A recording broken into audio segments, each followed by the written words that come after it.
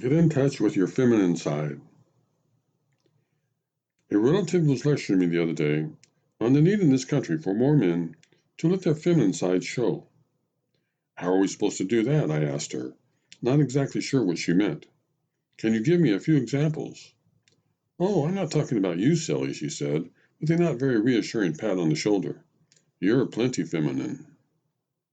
Later that evening, as I sat by myself in my backyard watching the sun go down, her somewhat alarming words kept banging around in my head.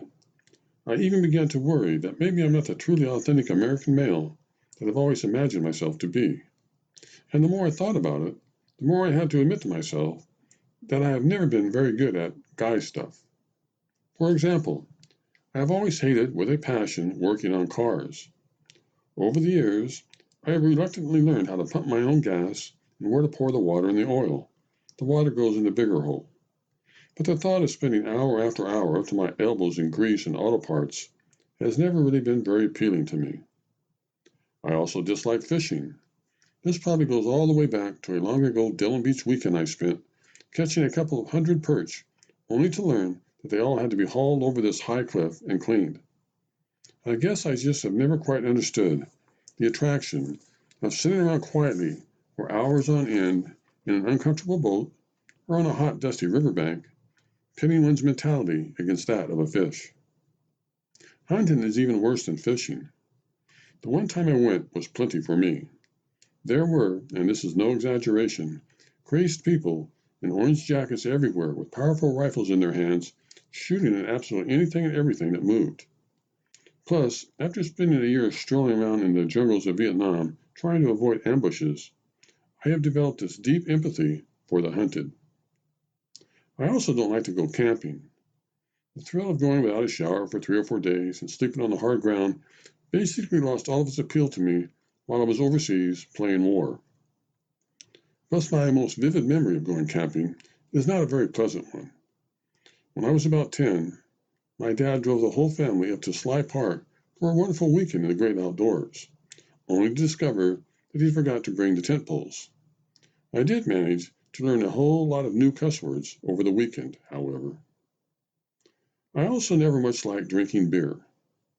Not only do I not particularly enjoy the taste of it, but every time I look at a can of the stuff, I end up thinking back to an all-night Colt 45 party I once attended at my college fraternity house, where, during the course of the evening, I think I died and went to heaven about approximately a half dozen times.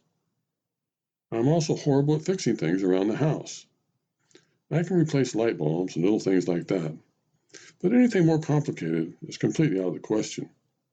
In fact, when my daughter recently broke up with her boyfriend, my first sympathetic words to her were, "Why in the world did you do that? He's really handy. Now who's going to fix things around here?" "How come you look so depressed tonight?" asked my wife as she stepped out into the backyard and sat down next to me in a chaise lounge. "Oh, I've been thinking about something, that's all. By the way, I got a question for you." "What kind of question?" she asked. "Well, would you say that I have an exaggerated feminine side? Be honest now." "What?" she asked, smiling. "I'm serious. I guess you probably don't think of me as a man's man, do you?" "Oh, I'm afraid you're a man, all right," she said, with an even bigger smile. "Is that right?" I said, sitting up a little straighter in my chair and sticking out my chest. "Yep," she said. "No doubt about it. You're 100% male." "Could you be a little bit more specific?" I asked, hoping to hear her say that I was a great lover, or maybe that my walk reeks of masculinity. "Well, for one thing," she explained, "you can't balance a checkbook. Why is it that men can't balance a simple checkbook? And like most men, you would quickly die of starvation if you didn't have some poor woman to cook for you. Plus, you're incapable of buying, washing, or ironing your own clothes. You go ballistic if somebody misplaces a TV clicker, and all the kids have you wrapped around their little fingers. And you never want to get up out of your rocking chair and do anything fun. And while I'm on the subject, you also—" "Thanks," I interrupted her. I just needed to be reassured.